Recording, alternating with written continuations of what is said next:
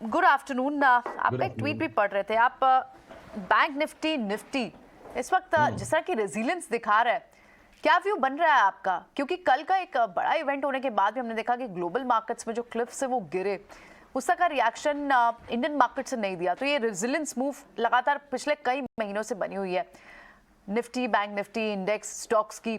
अभी फिलहाल क्या व्यू बन रहा है आपका? देखिए, रेजिलियंस है या बैंक निफ्टी और निफ्टी थोड़ा सा एक दो दिन ज्यादा इतरा रहे हैं, ये तो अगले एक दो दिन बताएं। इसमें कोई डाउट नहीं है कि डाउनसाइड पार्टिसिपेशन हमारी इंडिसेस का ग्लोबल इंडिसेस के साथ साथ नहीं हुआ है। करेक्शन आता है तो ग्लोबल मार्केट से 1/3 1/4 हम गिरते हैं, रिबाउंड आता है तो हम बराबर बढ़ जाते हैं। S&P 500 ने 10% रैली दिया, निफ्टी ने भी 10% रैली दे दिया। पर अब S&P 500 और नैस्डैक, देखिए नैस्डैक की चार्ट तो लुढ़क चुकी है और S&P 500 ने भी कल छलांग लगा दी है, वो भी लुढ़क जाएगी 1 2 दिन में। इन दोनों में मुझे 2020 के अभी तक के जो न्यूनतम स्तर आए थे, अगली चाल जो शुरू हो चुकी है उसमें सीधे सीधे उन न्यूनतम स्तरों के नीचे भी ये दोनों इंडेक्स जाते नजर आ रहे हैं। दूसरी तरफ डॉलर इंडेक्स जो इस वक्त पूरे विश्व के बाजारों का गब्बर सिंह बना हुआ है, तो उसने वापस बोल दिया कितने आदमी थे। अब गब्बर सिंह जो डॉलर इंडेक्स है उसने ब्रेकआउट ऊपर का दे दिया। और मैं बाकी पूरे वर्ल्ड की इंडिसेस को अगर स्कैन करूं तो कहीं पे भी कोई सस्टेनेबल तेजी के जैसी जगह अभी बची है। ओवरसोल्ड हो गए कोरिया और हांगसेंग, और बाकी के जो फुटसी डेक्स है वो S&P 500 की ही लय ताल पे चल रहे हैं। तो सवाल ये बनता है, क्या ये एविडेंस है आउट परफॉर्मेंस का इंडिया में और ये रेजिलियंस है, या ये स्टॉक्स, ये हमारे इंडेसेस थोड़ा सा इतरा रहे हैं? तो चार्ट का सहारा लेते हैं। मेरी स्क्रीन पे देखिए, इस वक्त आपको निफ्टी की ये डेली कैंडल स्टिक्स चार्ट दिख रही है। ये जो अप ट्रेंड लाइन थी और जिसका एक चैनल पे रेजिस्टेंस बन रहा था, वो रेजिस्टेंस बार बार इसने लिया।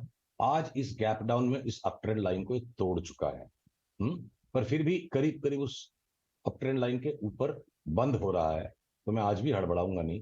पर कल अगर निफ्टी 18,050 के नीचे बंद आ गई तो कुछ एक स्टॉप लॉस लगाकर, भाव को रिस्पेक्ट करते हुए, चार्ट को रिस्पेक्ट करते हुए, भावनाओं को रिस्पेक्ट करते हुए नहीं।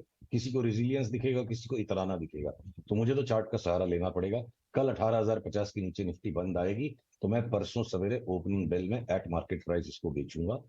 बैंक निफ्टी उसी तरह से अगर 41,450 के नीचे कल बंद आ गई तो परसों सवेरे यानी सोमवार को सवेरे इसे बेचने में मुझे कोई कुताहत नहीं होगी। नहीं आएगा तो नहीं आएगा। हमें यहां से लगा था कि टॉप हो गया, यहां लगा टॉप हो गया, तो इंतजार करेंगे। ये देखिए, अगर कुछ लोग, कभी कभी तीन पत्ती का खेल होता है, आपने देखा है, तो ब्लफ चाल होती है। ये निफ्टी बैंक निफ्टी की चाल अभी तो मुझे ब्लफ चाल ही लग रही है। और ये एक नया हाई आ गया तो इरेगुलर बी वेव है। अगले पड़ाव पे अगर 16,200 हो सकता है, संभव है, और उसके बाद भी और नीचे का डाउनसाइड संभव है, तो मैं अगले 200-300 पॉइंट के लिए नहीं खेलूंगा, मैं इंतजार करूंगा। ये चेंज ऑफ स्टांस और ये clarity, stop loss, risk management और अपने व्यू को डेटा के साथ बदल लेना आपको साथ में रखना पड़ेगा। लेकिन दिवाली से अब तक में, दिवाली में आप टेंटेटिव थे, आप कह रहे थे कि शायद एक बड़ी फॉल के लिए तैयार हो रही है, उस डायरेक्शन में आपको हो सकता है। लेकिन इस बार मैंने देखा कि आपने एकदम व्यू बना लिया, बहुत शानदार। तो कौन से, अगर कुछ स्टॉक्स के बारे में बात करें जो कमजोर लग रहे हैं, जो आइडियल कैंडिडेट्स हैं, आपके जो कंफर्मेशन आएंगे ग्लोबल मार्केट पे, हेंस इंडिया में, उसके अलावा कौन से स्टॉक्स क्रैक करेंगे सबसे ज्यादा ये कंफर्मेशन आने पे? तो ऐसे बहुत से स्टॉक्स हैं जो F&O के बाहर हैं और जो बिल्कुल, जिनकी चटनी पिस चुकी है, और इरिस्पेक्टिव की अगर इंडेक्स गिरता भी है बहुत और लार्ज कैप्स गिरते भी हैं, तो भी ये स्टॉक आउट परफॉर्म कर सकते हैं। ठीक उसी तरह से जैसे निफ्टी उतनी नहीं गिरी जितने वर्ल्ड मार्केट्स गिरे। वक्त रहेगा तो उन स्टॉक्स की भी लिस्ट में दूंगा। और ट्रेडिंग के लिहाज से अगर ये निफ्टी बैंक निफ्टी घूम जाते हैं तो बैंकों में सबसे पहले मुझे लगता है ICICI बैंक बाकी बैंकों से पहले वीकनेस डिस्प्ले कर रहा है, इसमें पहला सिग्नल आ सकता है। एक मारुति की चार्ट को हम देखते हैं, ऐसे रिजल्ट आए, बिल्कुल पूरी स्ट्रीट पे दहशत हो गई, बेचने वाला बर्बाद हो जाएगा।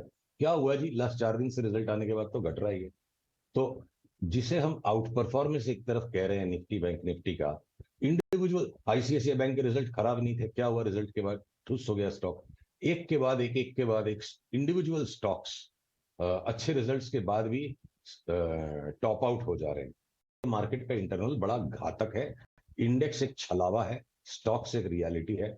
और कोई भी स्टॉक्स के अंदर अच्छे रिजल्ट आए हों या सो कॉल्ड अच्छे रिजल्ट आए हों और वो स्टॉक सस्टेनेबल तेजी पकड़ गया हो, ऐसा पिछले 1 महीने में एक बार भी नहीं हुआ है बड़े स्टॉक्स में। तो चिंताजनक विषय एक है। बात खाली पे डिफर करूंगा ये वाली पॉइंट पे कि आईसीआईसीआई बैंक और एक्सिस बैंक ऑनेस्टली स्पीकिंग आप देखें अगर 3-4 महीने गोइंग इनटू द रिजल्ट बहुत कड़क था, क्योंकि स्ट्रीट पे बहुत सॉलिड नंबर्स की एक्सपेक्टेशन थी और एक्सिस बैंक और आईसीआईसीआई दोनों ने अच्छे नंबर दिए, कमेंट्री अच्छी दी, तो वो तो ट्रेड वहां पे फिजल आउट होना ही था। फॉलोअप बाइंग ठीक है, एक्सिस में थोड़ी एक दिन के लिए फॉलोअप बाइंग आई, लेकिन बहुत ज्यादा फॉलोअप बाइंग आजकल तो रिजल्ट का ट्रेड पहले ही हो जा रहा है पूरा। बस तो यही जो आपकी बात है ना कि जब रिजल्ट्स का भी ट्रेड पहले हो जा रहा है, तो जो मैं आपको कह रहा था कि 3 पत्ती में जिन्होंने देखा होगा ना कि ब्लफ की चाल है, कमजोर पत्ते पे भी बड़े खिलाड़ी अगर बहुत बड़ी चाल चल देते हैं तो अच्छे पत्ते वालों को भी पैक करना पड़ता है, इंतजार करना पड़ता है। तो ये रिजल्ट्स का खेल पहले ही हो जा रहा है, स्टॉक्स बिल्कुल ब्लो अप हो जाते हैं रिजल्ट पे और तुरंत सेल ऑफ हो जाते हैं। These are not bull market science. तो एक अंतिम बड़ा करेक्शन 21,000 निफ्टी की यात्रा के पहले 16,000 15,000 का खतरा अभी भी खत्म नहीं हुआ है। और ये जो क्षणिक जो ताकत दिखा रहा है बाजार, ये क्षणिक बल जो दिखा रहा है कि इतना वॉल स्ट्रीट गिरने के बाद भी, तो भैया 18,300 की एसजीएक्स निफ्टी पहले ही हो गई थी। 300 पॉइंट अगर आपने उसको आधे दिन में गिरा दिया कल और उसके बाद एक सर्टेन रिबाउंड है, तो पूरे कंटेक्स्ट में ट्रेडिंग को देखिए। और आज वीकली ऑप्शंस की भी एक्सपायरी है, तो बाजार की असली ताकत का अंदाज मैं लगाऊंगा कल के बंद से। और ये जो ज्यादा जो बड़े हैं वही ज्यादा गिरेंगे अगर ये बड़ा फॉल आ गया, जो अभी भी जिसकी संभावना को मैं रूल आउट नहीं कर पा रहा हूं। तो बैंक्स, लार्ज बैंक्स और इंटरेस्ट रेट सेंसिटिव्स, सबसे ज्यादा करेक्शन इन्हीं में आएगा। आईटी बेच करके इन लाइन विद इंडेक्स 10% घट जाएगा। ये जो रिलायंस बार बार आपके 10% की रेंज में ऑसिलेट कर रहा है, देखिए रिलायंस की आवरली चार्ट है, ये यहाँ पे रेजिस्टेंस लाइन बन रही है, यहाँ सपोर्ट लाइन बन रहा है। 2600 से वापस 2300 हो जाएगा तो आपकी निफ्टी तो 16,000 तोड़ देगी उतने में। तो रिलायंस, आईटी को छोड़ दीजिए, सीमेंट के स्टॉक्स में भी 10% ज्यादा का करेक्शन नहीं है। अगली तेजी अगर बन गई, जो भी 21,000 की भी तेजी आएगी 2023 के अंदर ही आएगी, शायद फर्स्ट हाफ के अंदर ही आ जाए।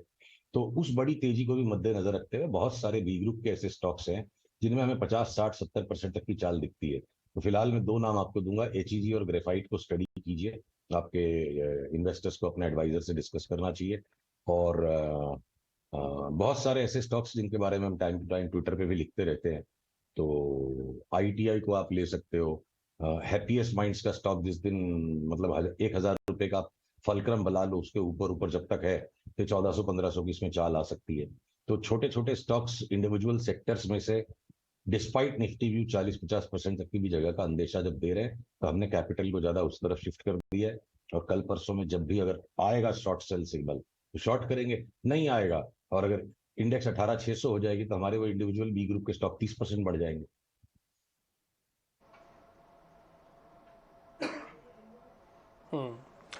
ठीक है सुशील जी, बहुत बहुत शुक्रिया, थैंक यू वेरी मच आज समय देने के लिए। अच्छा लगा आपसे बातचीत करके। आप बता भी रहे हैं और चेता भी रहे हैं कि ठीक है, थोड़ा बाजार के अंदर संभल कर चलने की जरूरत भी है।